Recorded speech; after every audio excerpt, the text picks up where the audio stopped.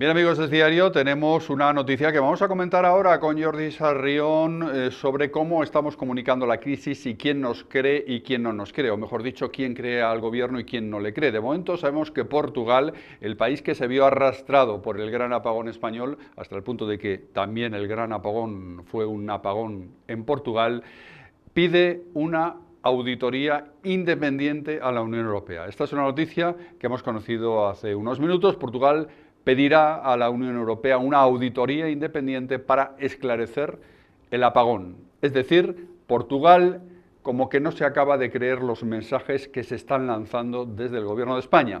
Vamos a comentar con Jordi Sarrión, experto en comunicación y en comunicación política, cómo está viendo todo esto que tiene que ver con la gran crisis de la luz de este lunes y cómo se está comunicando y cómo se está gestionando esta crisis. ¿Qué tal, Jordi? Bienvenido a Es Diario, como siempre. Hola Javier, encantado como siempre de estar con vosotros. Tensión comunicativa innegable esto hasta el punto de que se ya casi es más importante no lo que ocurrió, que lo que ocurrió lo sabemos, sino el relato que se está haciendo en torno a lo que ocurrió. Es decir, lo que políticamente se está haciendo ya con unos intereses de cara a aminorar el golpe lo más posible, podríamos decir. Sí, totalmente. Lo que pasó ayer fue grave y fue impropio de un país como España, ¿no? Que lidera, es el tercer país ahora mismo de la Unión Europea, ¿no? Con lo cual, lo que pasó nos pone un poco en el ojo del huracán y también pone en el ojo del huracán a nuestros vecinos de Portugal. Lo cierto es que al final se consiguió restablecer la luz, pero todos y todas estuvimos en una gran incertidumbre que, por supuesto, alimentó muchísimas teorías de la conspiración y nos encontramos fundamentalmente con que el gobierno español reaccionó tarde, reaccionó bastante más tarde que el gobierno portugués, que sí fue mucho más rápido a la hora de dar una respuesta. Es verdad que desde el gobierno portugués incluso se lanzaron diferentes versiones y que no acabó de quedar muy claro lo que estaba pasando, pero al menos sí quiero destacar que el gobierno portugués fue más rápido. Es verdad que Pedro Sánchez, por su aprendizaje de la pandemia, no quiere salir, me lo comentaban hoy compañeros asesores en comunicación, ¿no? Que están cercanos a la Moncloa, me comentaban que el presidente no quiere salir hasta que no se conozcan todos los datos para no dar un paso en falso como pudo hacer a lo mejor en las declaraciones de la Dana, por ejemplo, ¿no? Entonces, bueno, la respuesta del gobierno español fue un poco tardía y nos encontramos con que no sabemos lo que ha pasado, ¿no? Entonces, me parece muy lógico que el gobierno de Portugal haya pedido esta auditoría. Yo creo que los ciudadanos merecemos saber qué es lo que pasó y lo merecemos saber con la mayor prontitud posible, ¿no? Y bueno, sobre todo cuando no se sabe lo que ha pasado, creo que siempre la tranquilización tiene que ser el primer paso a nivel comunicativo y creo que en el caso del gobierno español, con algunas honrosas excepciones, como la de Óscar Puente, que siempre está ahí en Twitter, a golpe de tweet, comunicando todo lo que está pasando a tiempo real, esa me parece la comunicación más eficaz en una crisis, ¿no? Nuestro gobierno llegó un poquito tarde y bueno, por supuesto, me parece que es una gran decisión que se lleve a cabo una auditoría. Por supuesto que tenemos que aportar luz porque creo que la mayor respuesta que se puede dar desde la comunicación frente a los bulos, frente al negacionismo y frente a las conspiraciones no es otra que la verdad y no es otra que el esclarecimiento de los hechos, ¿no? Creo que en una crisis esto es fundamental y por lo tanto, pues quizás es una muy buena idea que la Unión Europea impulse esta comisión de investigación, que también la inteligencia europea participe en esta investigación y que cuanto antes podamos conocer y esclarecer qué es lo que pasó, porque todos pensamos al principio que se trataría de un ciberataque, sobre todo por la errónea comunicación de la Unión Europea, a mi juicio, cuando nos dijeron ese kit de supervivencia para en caso de que pasara algo, ¿no? Creo que se comunicó muy mal, no se explicó para qué, y bueno, una de las posibles consecuencias que puede tener esta guerra que estamos viendo también es el poder blando y también es la guerra blanda, ¿no? Que utilizan estados como Rusia, que sobre todo lo que persigue es la desestabilización. Con lo cual, habrá que esclarecer si fue Rusia o si, por el contrario, como también parecen apuntar muchas fuentes, se trató de un error. Y en caso de que sea un error, pues que los responsables en red eléctrica obviamente asuman las responsabilidades que tienen que asumir.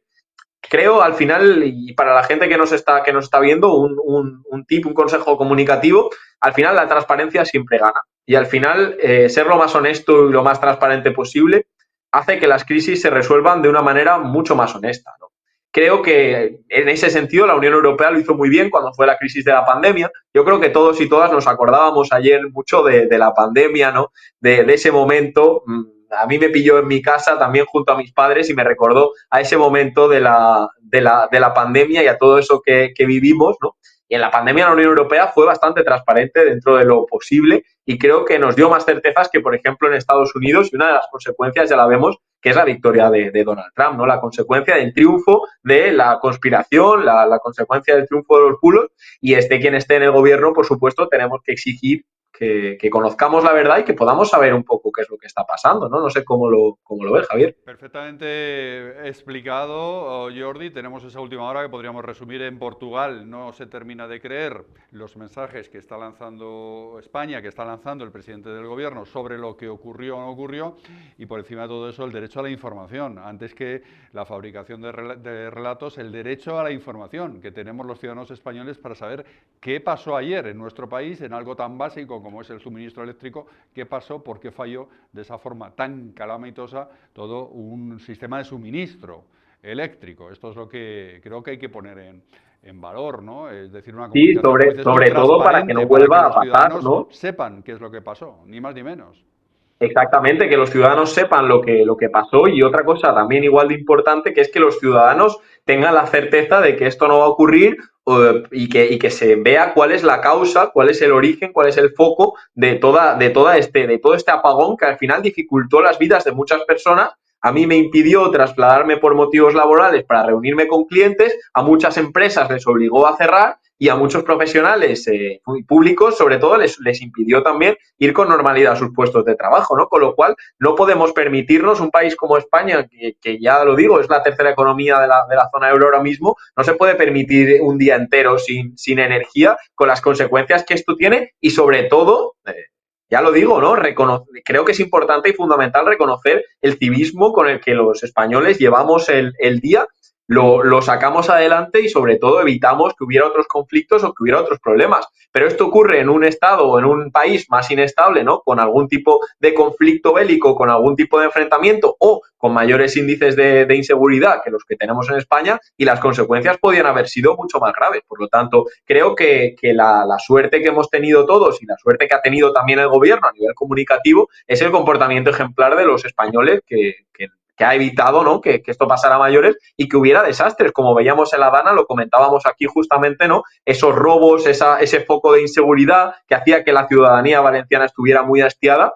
Pues vemos que esto no se ha producido por eso. Obviamente, si ha habido afectados, si ha habido gente que se ha enfadado, si ha habido gente que ha reivindicado que el traslado desde Renfe y la habitabilidad se podía haber garantizado en unas mejores condiciones, pero bueno, desde luego no ha pasado lo que ha pasado en otras tragedias como en La Dana, y eso es una suerte, y también, más allá de que es una suerte, se debe al comportamiento ejemplar de los españoles, que me parece súper fundamental mostrarlo, ¿no? Porque si bien desde el gobierno tardó la respuesta, sí es verdad que desde los medios de comunicación y especialmente desde la radio hubo un trabajo ejemplar para transmitir todo lo que estaba pasando y para aportar un poco de certezas. Volvimos todos, y esta es una clave, Javier, que también quería comentar aquí, volvimos todos a utilizar una radio y nos dimos cuenta de que nuestra vida, que gira en torno a lo digital y a lo eléctrico, nuestra vida que depende de enchufes, nuestra vida que depende, ahora mismo estamos con el teléfono, está el teléfono conectado a un micrófono, está una luz aquí de fondo,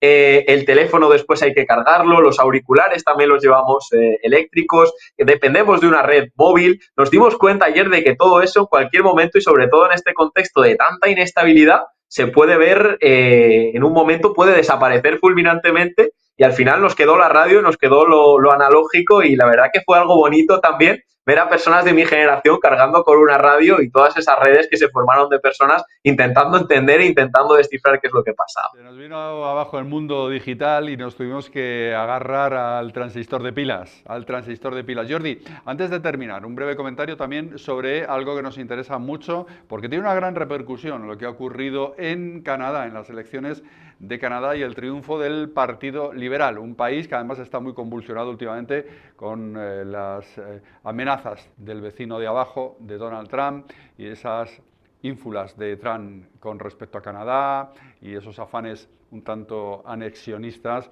y esa guerra comercial también de Donald Trump. ¿Qué es lo que está ocurriendo en Canadá políticamente hablando? Bueno, pues Javier, hoy estoy muy contento porque la mayoría de nuestras previsiones aquí se han hecho realidad, ¿no? El Partido Liberal finalmente ha ganado las elecciones. Al principio los analistas no lo acababan de ver muy claro, este cambio de tendencia del Partido Liberal, porque el Partido Conservador llevaba un liderato bastante claro en las encuestas. El Partido Liberal, debo decir que estaba más de 10 años gobernando en Canadá, estaba bastante quemado, sobre todo el liderazgo de Justin Trudeau. Yo recuerdo que iría aproximadamente en 2014 a Canadá 2015 y Justin Trudeau ya era el primer ministro, ¿no? Obviamente, al final, en este tiempo de liderazgos tan líquidos, de liderazgos tan rápidos, Justin Trudeau se acabó quemando, los escándalos también le acabaron afectando.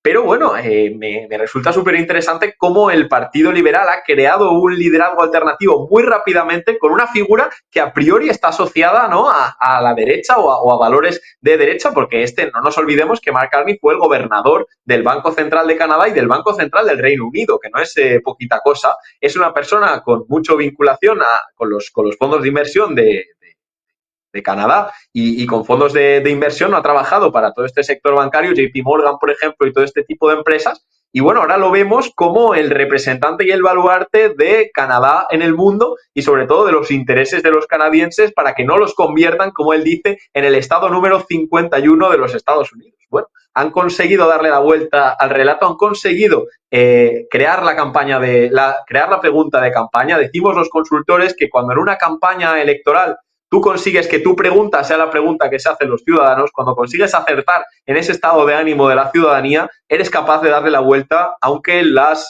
cosas a priori parezcan más complicadas. Y bueno, es lo que ha hecho el Partido Liberal de Canadá, es lo que ha hecho Mark Carney. Le ha sacado en torno a 2 puntos a Poilievre, el representante del Partido Conservador. Y para que las personas que nos están viendo se hagan una idea, no está claro si conseguirán mayoría absoluta, todavía continúa el recuento y todavía continúan ajustando los escaños, son un sistema parlamentario igual que el nuestro. Entonces, todavía tenemos que estar muy pendientes de si conseguirán gobernar en solitario o si tendrán que gobernar pactando en coalición, probablemente con el bloque de Quebec o con el Partido Socialdemócrata, pero lo que parece bastante claro es que van a ser los liberales los que continúen en el poder en Canadá.